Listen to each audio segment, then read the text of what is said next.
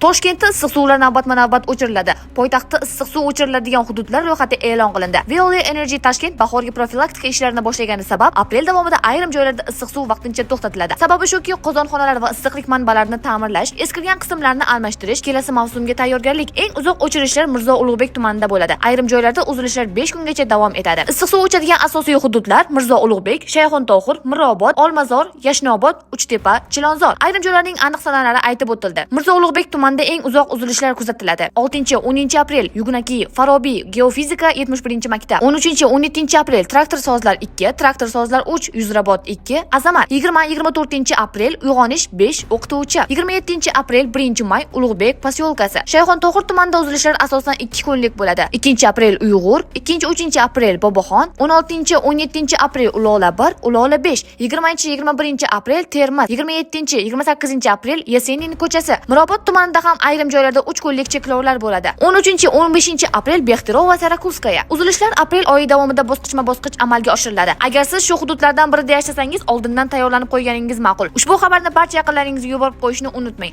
Poytaxtdagi eng dolzarb voqealar va muhokamalarga sabab bo'layotgan yangiliklarni Toshkentliklar 24 kanalida kuzatib boring.